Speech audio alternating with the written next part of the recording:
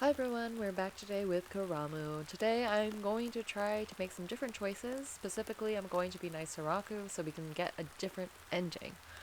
A lot of this is just going to be like skipping through scenes we've already seen, so, we won't get to see all the nitty gritty stuff from before. If you want to see that, see my other video, the first part, and you'll hear me narrate the story, and we get to hear more of the wonderful voice acting in the last part. So, let's get going.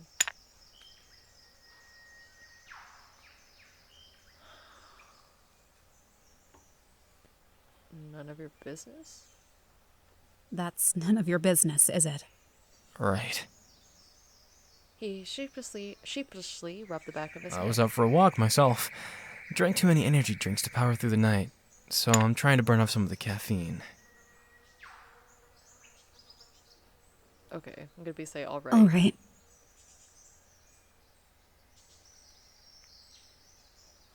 Want me to carry the bag for you? It's heavy. I don't want to bother you with it.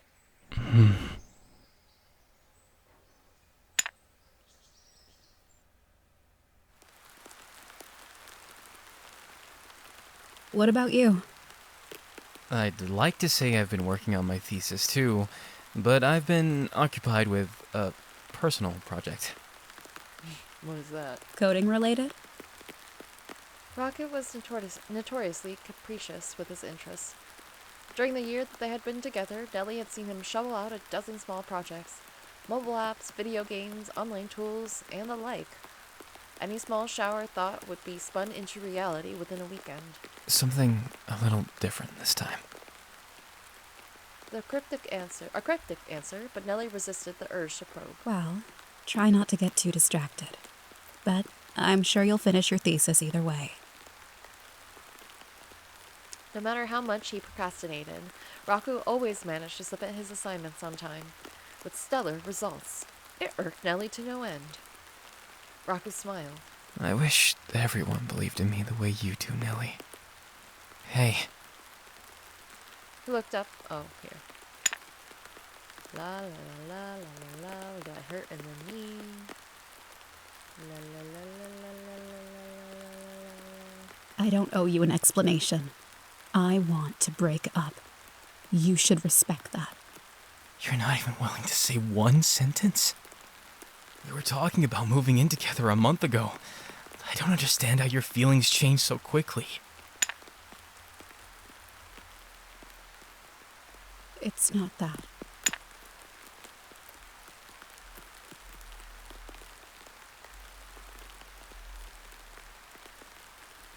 We're gonna be kind. I understand how you feel, but you'll find someone else. There are plenty of people way better for you than me. You just haven't met them yet. You didn't do anything wrong. I'm not ready for this kind of relationship right now. So that's it? It's over? Just like that? Nelli bit her lip. Part of her heart wanted to apologize, but she swallowed the urge. It's over. It's over. It's over.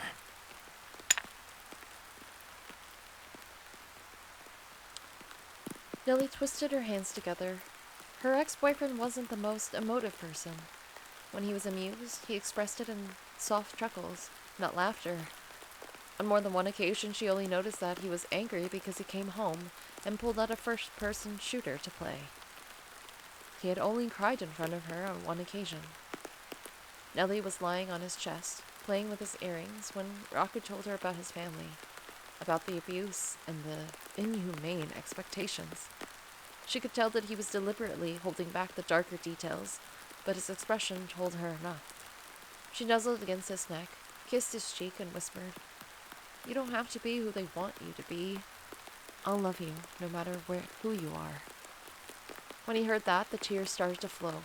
They gushed down his cheeks, effusive and unrestrained, and he pulled her in close and repeated, "Thank you," over and over. Seeing her ex-boyfriend now strongly reminded Nelli of that evening. Raku's reaction squeezed her heart painfully, but she couldn't worry about him right now. She had bigger problems at hand.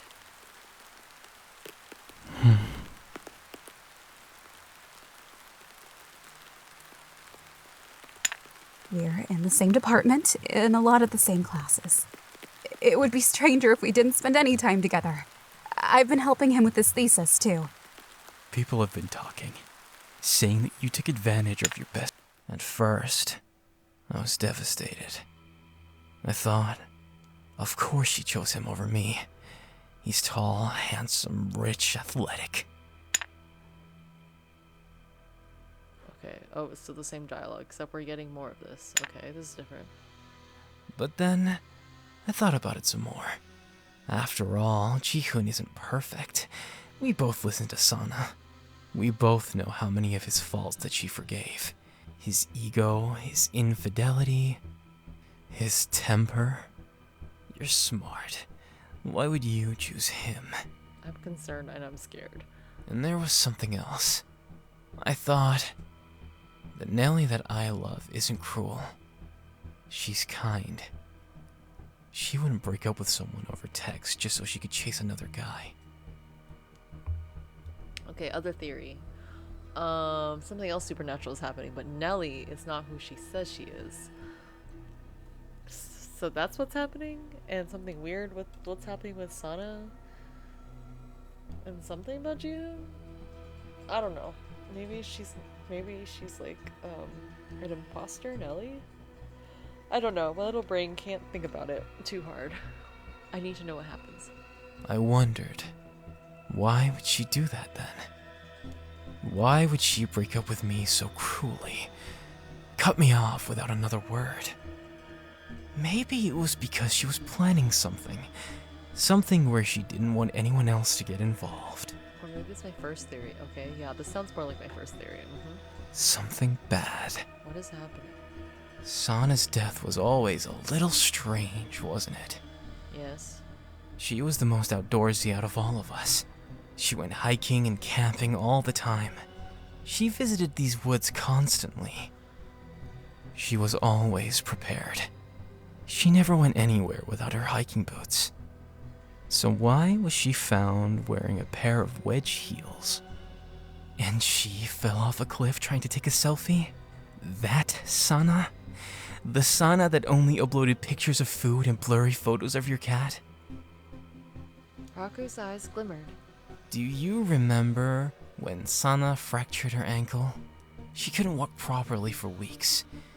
She said that she accidentally fell down the stairs when she and Ji-hoon were fighting. Oh no. Oh, I don't like Jihoon. I wondered if that happened often. Sana accidentally tumbling down the stairs during fights with her boyfriend. Maybe on the night of her disappearance, she accidentally fell again. But this time, it wasn't down the stairs. It was over the railing. Oh my.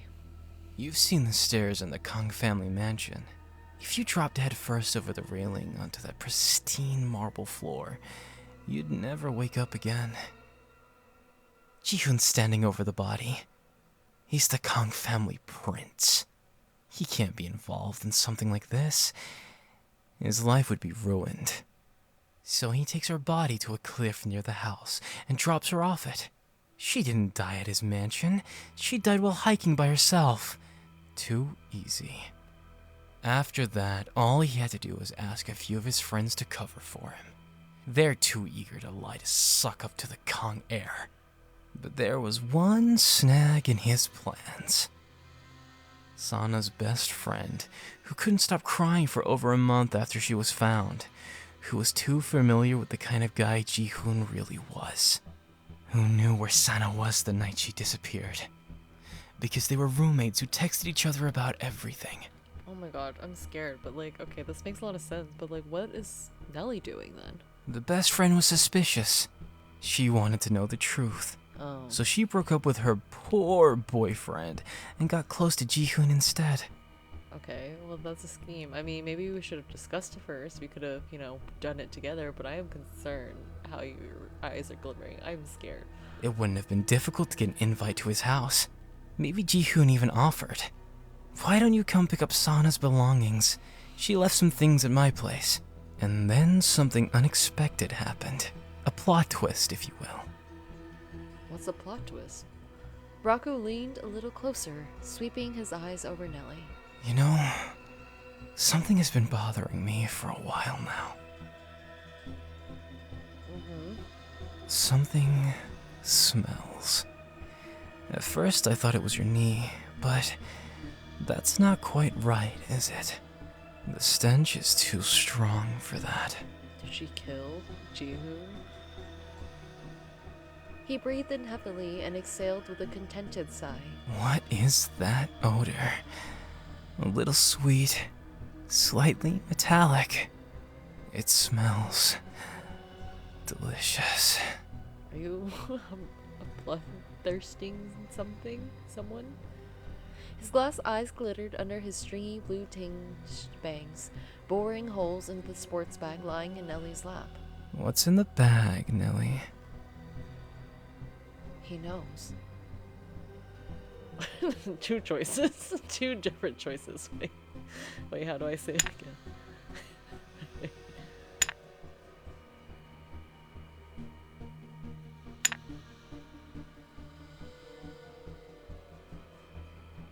He knows. He knows everything. I need to stop him before he tells anyone. Her mind was blank. She didn't think. She just unzipped her bag and put her hand inside. Raku was still staring at her face, eyes completely unblinking. Nelli flicked her hand to the side. Raku followed her gaze, momentarily distracted. Oh.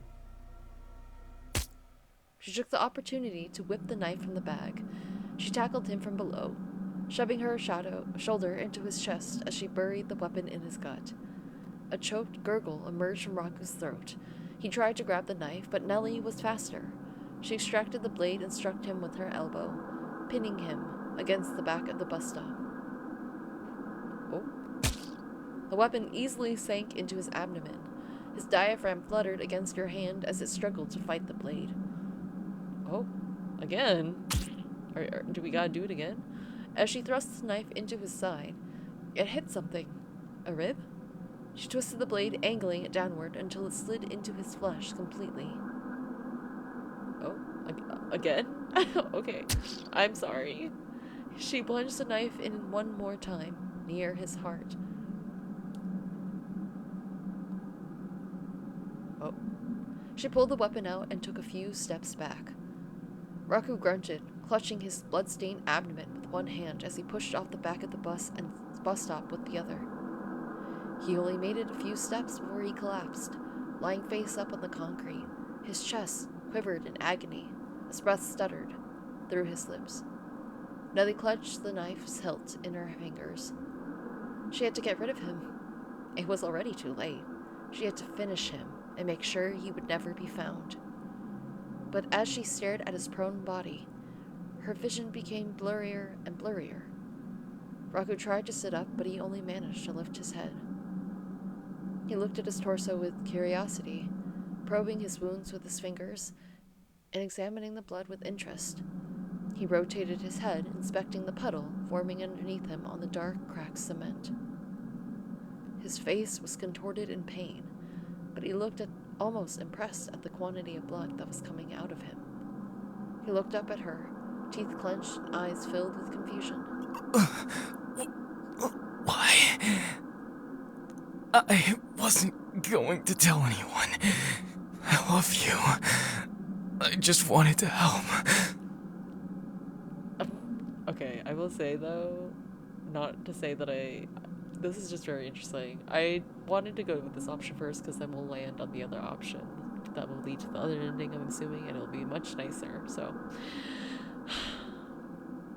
The acidic taste of bile tugged at the back of Nelli's throat. She turned around. She squeezed her eyes shut and swallowed hard until the urge to vomit receded.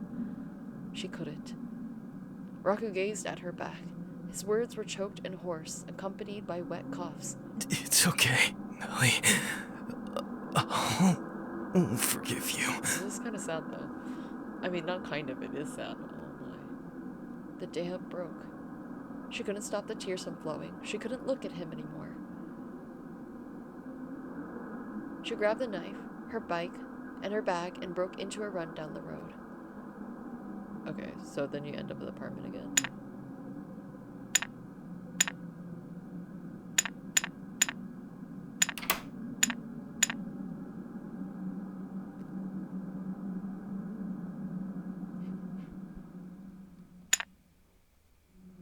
Okay.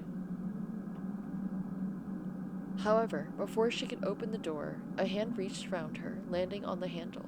A pale hand with long fingers, painted in streaks of brown and red. Okay, I don't understand. Like, how is he?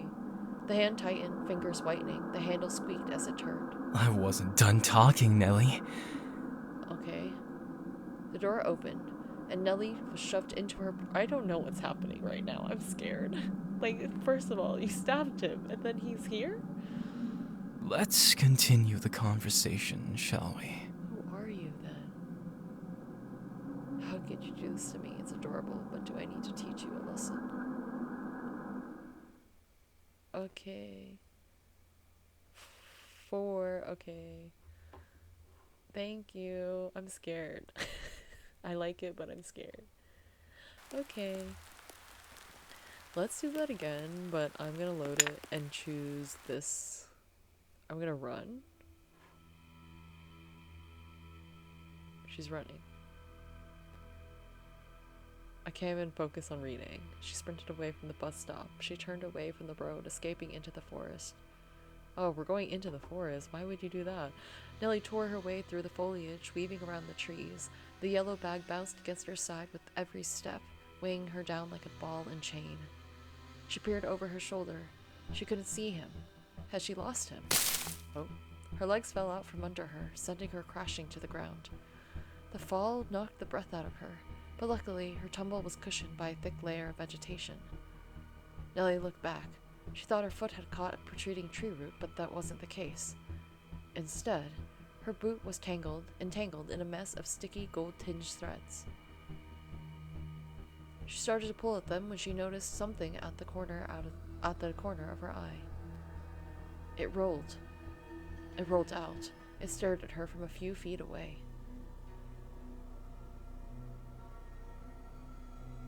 It was a head or something? Nelli. Uh-huh. She walked around Nelli. Raku walked around Nelli.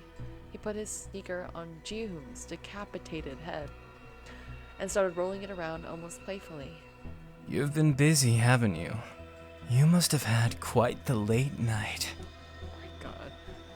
He leaned over and picked up the handle of the hacksaw, which had also jettisoned out of the bag during Nelli's fall. He dangled it between his fingers before giving it a few experimental swings. It would have taken a long time using this old thing. You're probably exhausted. Uh-huh. He tossed the hacksack back into the bag, retrieved the knife. He ran his index finger along the edge, scrutinizing the reddish residue that rubbed off onto his fingertip. I wonder, was this your plan all along? Or was it an accident?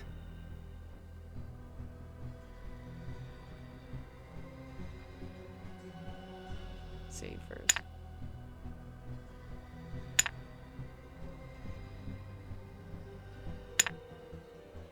He deserved it. Ji-hoon killed Sana. He murdered her and dumped her in the woods like a piece of garbage. He made up lies about her and bribed his friends to cover up for him. What gives him the right?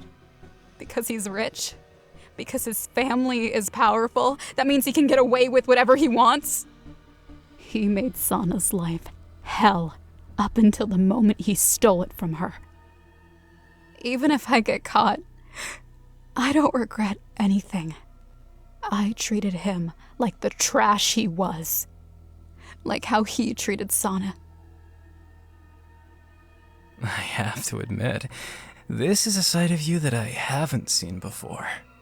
Mm-hmm. He snickered. I kind of like it. Oh my god, you guys stop. The pale young man sighed before stooping closer to Nelli. You know what you need to do now, right, Nelli? Are you gonna help her? And what's that? What do I need to do? Raku flipped the knife around, extending the handle to Nelli. When she didn't take it, he forced it between her hands and folded his hands around hers. What you've been doing all along, of course. You need to get rid of the evidence.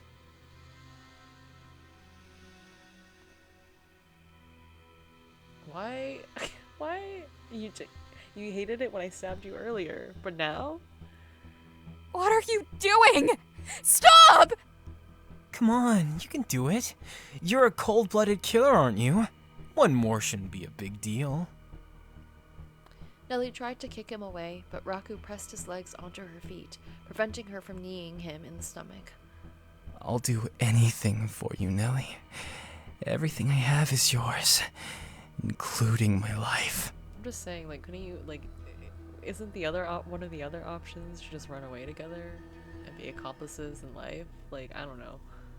The tip of the knife dug into the collar of his turtleneck, piercing the fabric. Stop it! Nelli jerked her arms backward and to the side, throwing Raku off balance. He released his hands and braced them on either side of Nelli to avoid toppling onto her. The knife dropped into the grass next to them. For a few moments, Raku hovered above Nelli, breathing heavily.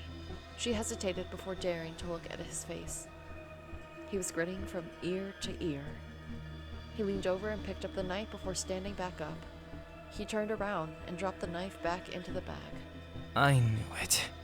You tried your best, but you're not a bad person, Nelli. You're not a criminal. You're not made to do things like this. Even if you cut him up and throw him all over the place, they'll find the pieces. They know when he disappeared. They know you're the one who was getting close to him. They know you're the one who saw him last. Oh, okay, so can you are you gonna help Nelli now, or you're not gonna help Nelli? I'm a little confused. Raku put a hand on her head, ruffling her hair affectionately. It's okay, Nelli. Don't worry. I can help you do bad things. Oh, okay, great. I don't know After what to all, say. I'm a bad person. I was made to do things like this. Sir, do you go to therapy? I'm concerned. Or rather, person might be the wrong way to put it. Okay, then who are you if you're not a person? Will I get to know? As Nelli stared up at Raku's ominous smile, her pupils contracted. She tried to scoot backward, but the webs caught her legs, preventing her from retreating. Is it a spider? Is the spider thing he'd mentioned earlier about her saving a spider that had only 3 legs and stuff? And the spider on the icon of the game, he's a spider? What is this game called? Karamu? I don't know what that means. Karamu, hold on. Okay. Raku had lied. You know me. You know me better than anyone else. Nelli didn't know him. Not in the slightest. Before her eyes, her ex-boyfriend's body began to morph into a spider. A thick black carapace formed over his skin, and 4 massive legs sprouted from his back, landing over the ground and lifting his body into the air. His face twisted and warped as a pair of fangs germinated from his mouth, and another set of eyes formed. Within a minute, she could no longer describe what she was looking at. It almost looked like some grotesque amalgamation of human and a spider. Oh, interesting. The creature picked up Ji-hoon's head, turning it over in its hands a few times before vomiting all over it. As the digestive fluid softened the meal for consumption, the arachnid began chewing it, gnawing at the flesh and cartilage before moving onto the bone. Oh, so that's how you're getting rid of the body and stuff. The creature's mandibles made short work of the red sinew and ivory shards. It only took a minute for Ji-hoon's half-melted face to disappear between the spider's massive jaws, vanishing down its gullet. Done. Uh-huh. Nelli's shoulders jumped. She hadn't expected a human voice to emerge from that distinctly non-human face. It sounded like Raku, though his voice was low and guttural. Now, all you have to do is show me where you tossed the other parts. As for the saw and the knife, well, I don't want to eat those, but I'm sure we can find a good place to get rid of them. Okay. The creature pricked out some of the strands of hair from around its fangs and swallowed those too. In truth, I don't like doing things like this. I want to be different. I don't want to be who they want me to be. Who's they? But I can't reject it either. Because I need to get rid of any obstacles standing in the way of your happiness. It doesn't matter who or what. Oh my goodness. I'll destroy them. Okay. I don't want you to experience the vulgar things in life, Nelli. I don't want you to feel any more pain, or sorrow, or heartache. I'll do anything to make that happen. Okay, I'm understanding more, but I'm also still scared and confused. The creature repositions itself closer to Nelli, stabbing its massive black legs into the ground, too close to her for comfort. It swung its head in front of her face. 4 eyes blinked at her in unison. Ribbons of skin and muscle hung from the monster's fangs. When the spider's mouth opened, Nelli froze. She imagined those jaws clamping down on her head, tearing her skull from her body in one sickening crunch. Oh, oops. Kissing me like this wouldn't be very comfortable, would it? Uh-huh. Nelli blinked, and in the next moment, Raku had transformed back into a human. He chewed a couple of times and wiped the blood off his chin with the sleeve. Oh. His eyes glittered as he brought his face closer.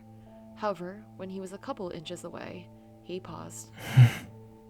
Uh-huh. Can I kiss you? Nelli, that's up to you, girl. I don't know. I'm gonna save it just in case I need it. Sure.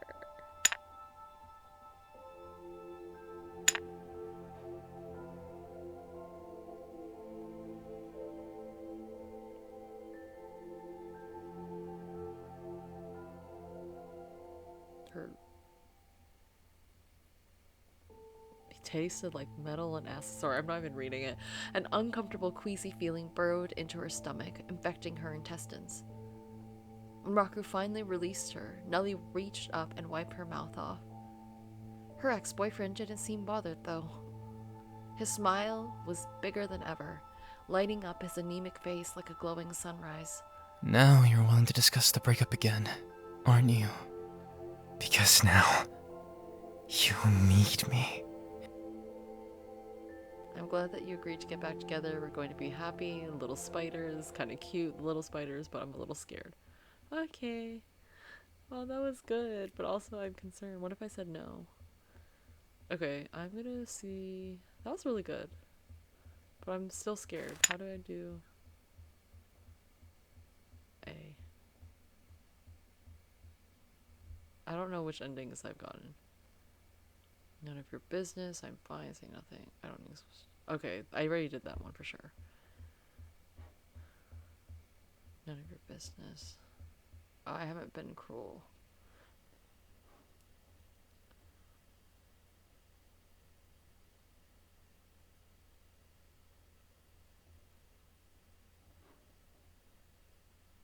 Oh, we already stabbed him before.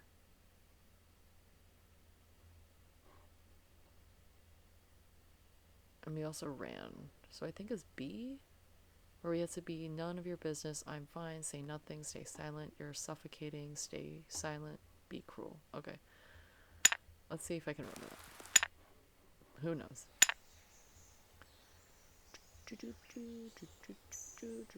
That's none of your business, is it? None of your business.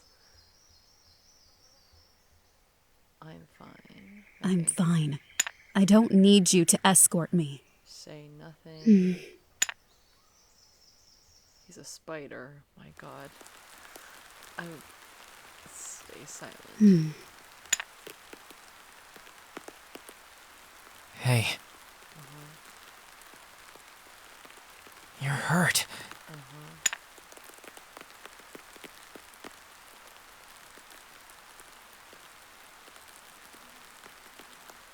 Let me save here because I don't remember. Okay.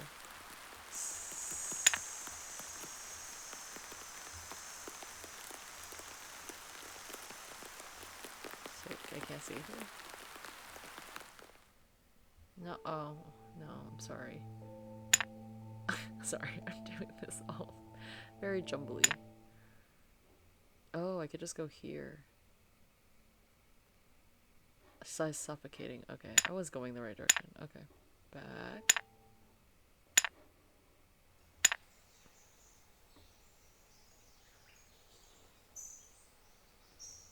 That's none of your business, is it?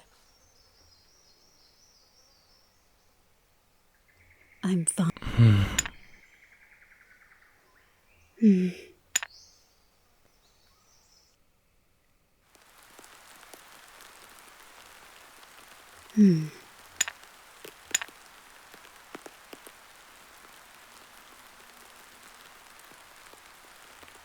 suffocating. You're suffocating. You never give me any space or time for myself. What? Always asking to eat meals together, or picking me up after class and work, or waiting in the library when I'm in lab. This is the first time I've heard this. I didn't know you felt that way. I just wanted to spend time with you, Nelli. We're both so busy with our theses and tutoring, and you've got your job at the library. I wanted to take every opportunity to see you. Okay, now that I know what this game's saying, I do whatever. In normal circumstances, I think, usually we communicate. It's like, well, we don't need to see each other all the time. That's fine. Whatever, right? I don't understand. Like, this game really is unexpected for me. I can change that. I'll wait until you want to spend time together. We were talking about moving in together a month ago. I don't understand how your feelings change so quickly. Alright,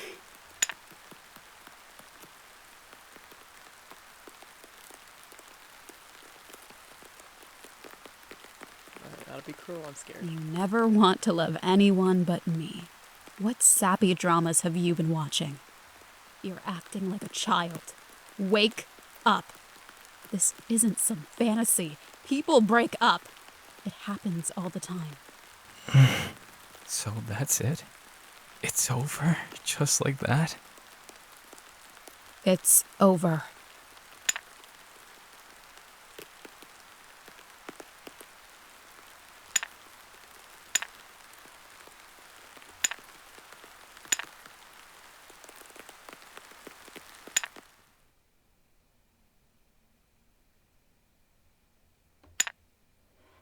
I don't remember what the log says.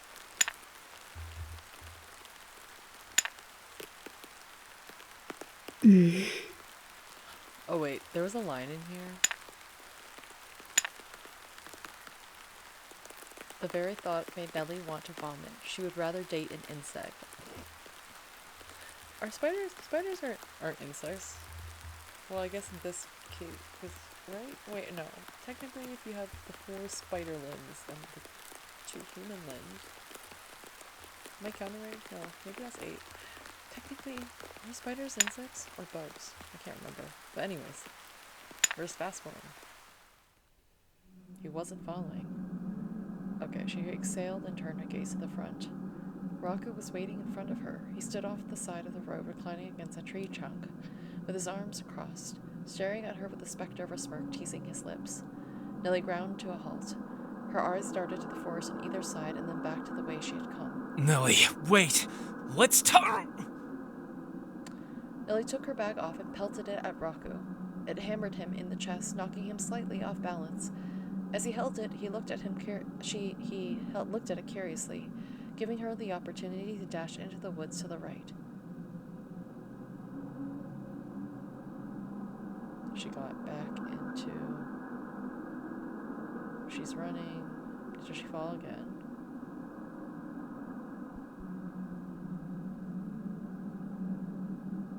No, she's hiding. She laid down next to it, flattening her stomach against the damp ground and making sure that the nearby ferns obscured her form. She pulled her hood over her head and she waited. Could he hear her? Could he smell her? 2 hours.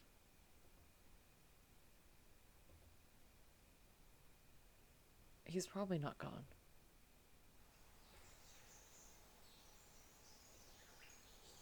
Sorry, I'm not reading because I'm like too intensely into this. It would take her hours to get back to town.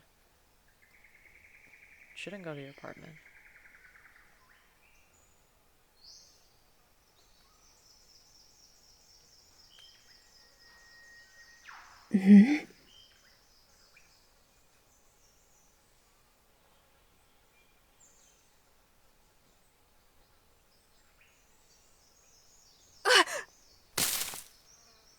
Oh. What? Oh. Oh. Are those your webs, dude? Her feet were bound together by some sticky, gold-tinged, transparent threads. She flipped over on her back and reached over, tugging at the bonds, but to no avail. They clung to her boots and fingers like glue, refusing to detach. As she looked around, she saw that those yellow fibers were everywhere, blanketed over the ground, strung between the tree tops, and strewn over the bushes. The threads were thin and delicate, only visible when the sunlight glinted off the droplets that clung to them. There you are. I was waiting long enough for you to come out. Oh my god. As Raku approached, the gossamer filaments shook slightly, sending a drizzle of raindrops falling onto the forest floor. He appraised her with an inscrutable expression. He sighed. You're soaked. You'll catch a cold. Let's go home. I'm not going anywhere with you! At first I thought that Ji-hoon was the problem. All I had to do was get rid of him, and then you'd come back to me. But then I realized that I was wrong. He wasn't the problem. There are always going to be Ji-hoons in the world. Other distractions. Oh, this is so not healthy, and we already know that, but oh my goodness. How can I stop you from looking at them? How can I make you only look at me? The answer was surprisingly simple. I need to make a world where there aren't any distractions. He leaned close, his voice eerily serene. A world for just the two of us. My god, it's scary. If I make a world where you only have me, then surely you'll want me, right?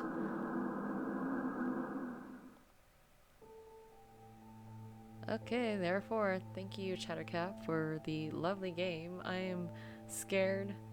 I understand more of the game. I love the art. I love the voice acting. I love how, like, we get the changes in, like, the screen, and it feels like it's moving a bit more. It's very comic-like, but also more animated in the same sense, or at the same way. I'm glad I could play this. I will say that I'm, like, thoroughly creeped out, though, and I do not, like, how... I need to know more. Like, how is Raku there? Why? How did he end up here? What's his story? I'm like just curious. And then Nelli is just also, yeah, same. Like, I understand like the motive like she has for like killing Ji-hoon and because of like the best friend and everything, like Sana. But I'm just like, what is happening? I have questions. And I've enjoyed this, but this is really good, so I'm very happy. Thank you so much for watching. Sorry about like kind of dropping the ball when it came to like reading out their narration, but I was just really into this, so I was focusing and I couldn't think too much. But anyways, if you haven't liked the video already, please give it a like. If you want to see me upload other visual novel playthroughs, then please subscribe. I'm going to be playing more Otome Jam 2023 entries, as well as other visual novels and Otome and Amari games that I find. So if you're into that, please follow me / subscribe. Alright, I will get going now. I hope everyone has a good rest of your day. Bye.